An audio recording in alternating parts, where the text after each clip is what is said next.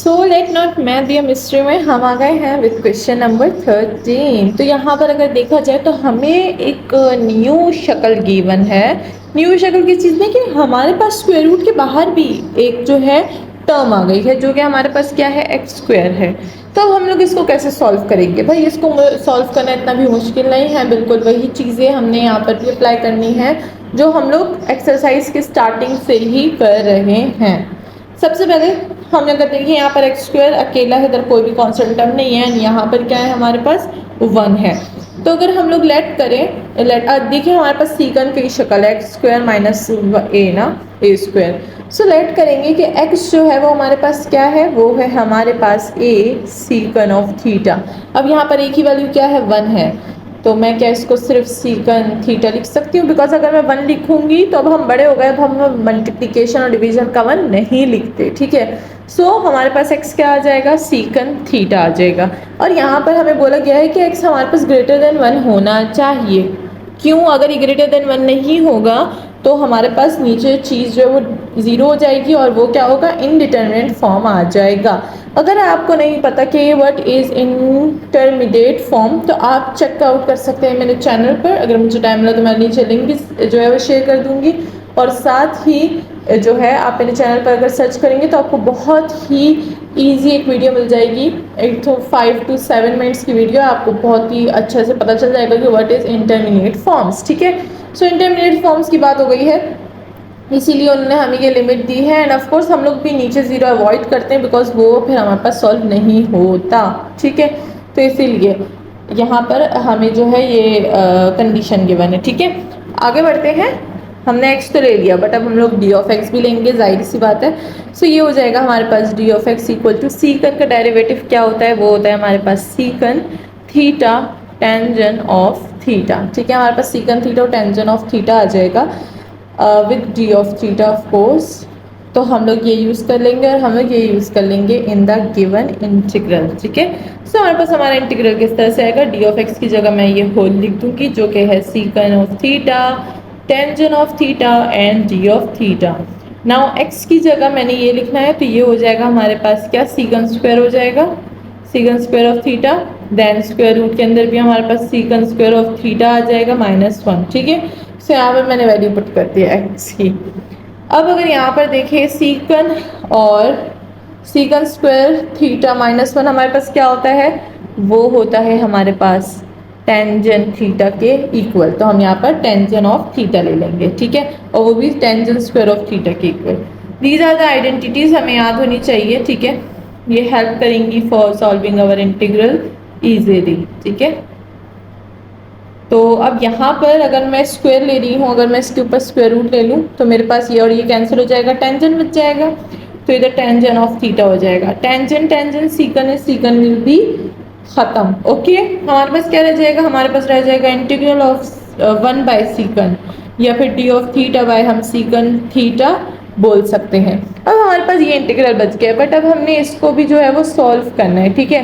तो हम लोग इसको भी सॉल्व करेंगे। लेट्स सी कि इसको कैसे सॉल्व करेंगे। ऊपर वाली सारी जो चीज़ें हमने लिखी हुई है, सबसे पहले हम इसको हटाते हैं, ठीक है।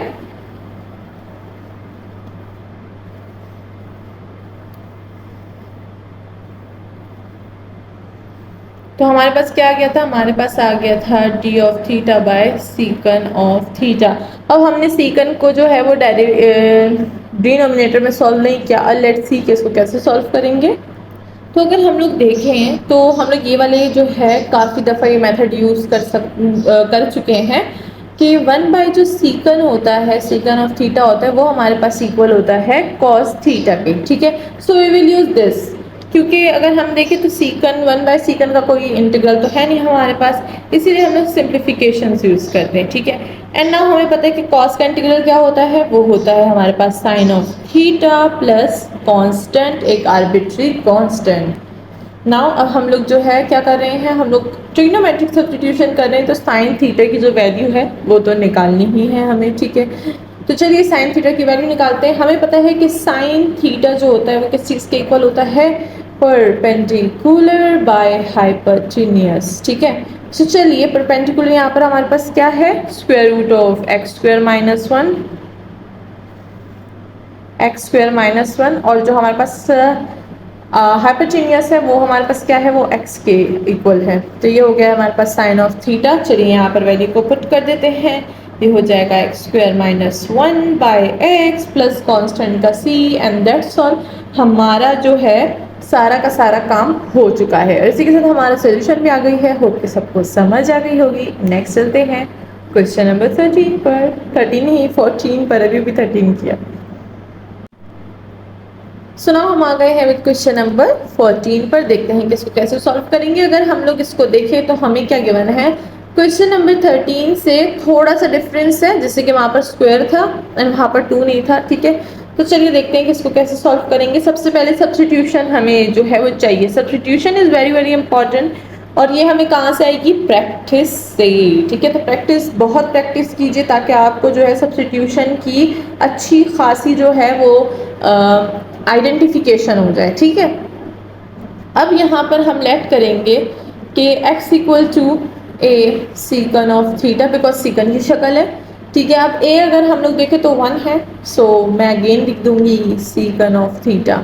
और अगर मैं फिर से इसका डेरिवेटिव लूँ तो बिल्कुल क्वेश्चन नंबर 13 की तरफ आएगा, secant and tangent of theta with d of theta, ठीक है।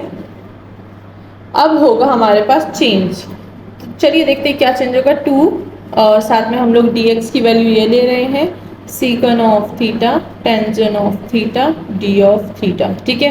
एंड देन हम लोग एक्स क्यूब लेंगे, यानी सीकन क्यूब हो जाएगा हमारे पास, ठीक है।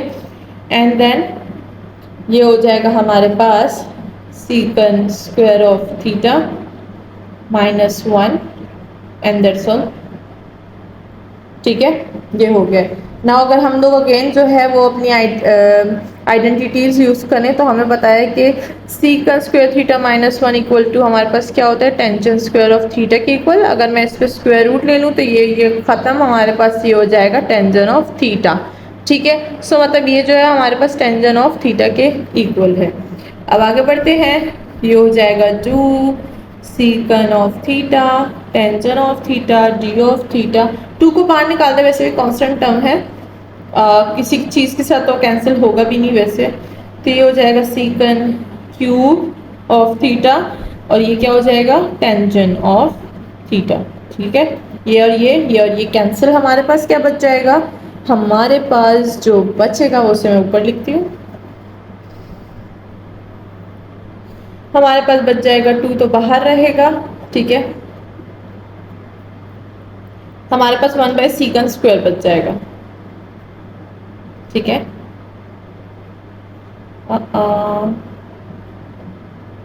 ठीक है, डी ऑफ थीटा। अब हमने पहले जो है यूज़ किया था, क्या यूज़ किया था हमने, सिंप्लीफिकेशन यूज़ किया था। यहाँ पर भी हम लोग क्या करेंगे, सिंप्लीफिकेशन ही यूज़ करेंगे। हमारे पास जो है 1 बाय सीकन हमने लिया था कि वो हमारे पास किस चीज़ के इक्वल है, 1 बाय सीकन, सिर्फ वो हमारे पास कॉस के इक्वल है, ठीक है।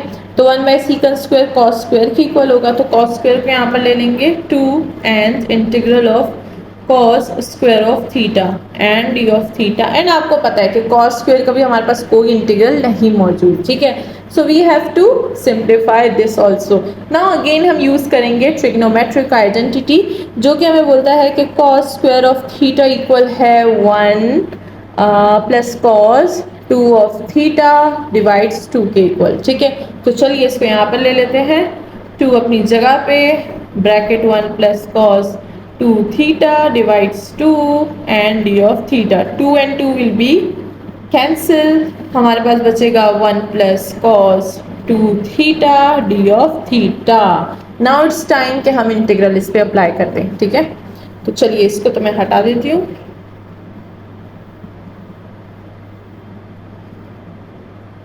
ये हो जाएगा हमारे पास 1 का इंटीग्रल क्या होता है, 1 का इंटीग्रल होता है हमारे पास थीटा प्लस कॉस 2 थीटा का इंटीग्रल क्या होता है, साइन 2 थीटा डिवाइड्स 2, ठीक है।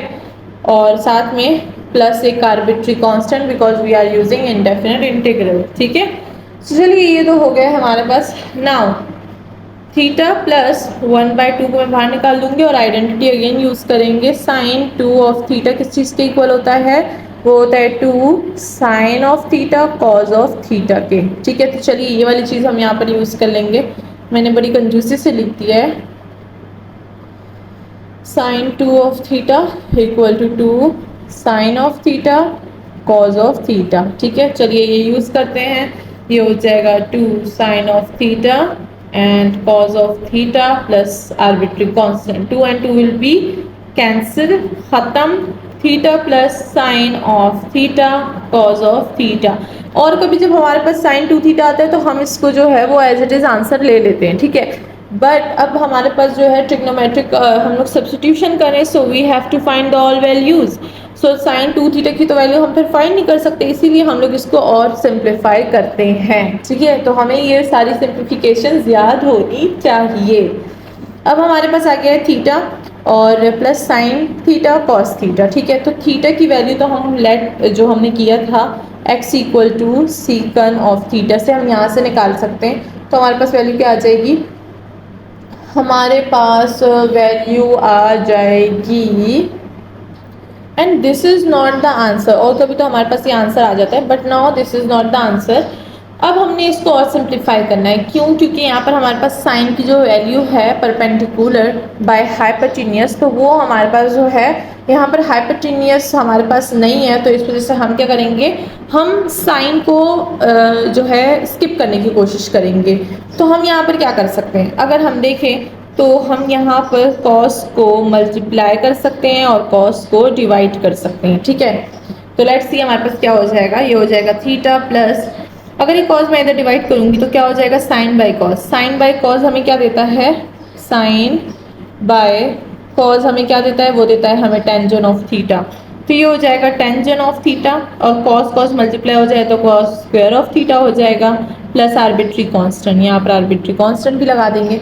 Now this is our answer. Now tangent और कोसिकेंस कॉस स्क्वायर की हम बार पर वैल्यू निकाल देंगे। ठीक है, तो चलिए यहीं पे वैल्यू निकालते हैं। हाँ, अगर हम टेंजन को देखें तो टेंजन हमारे पास क्या होता है, टेंजन होता है हमारे पास, टेंजन थीटा होता है हमारे पास परपेंडिकुलर बाय बेस। परपेंडिकुलर यहाँ पर हमारे पास क्या है, परपेंडिकुलर हमारे पास यहाँ पर है एक्स स्क्वायर माइनस 1 और बेस हमारे पास 1 है। ठीक है, तो चलिए ए जो था वो बेस है, तो ये हमारे पास हो जाएगा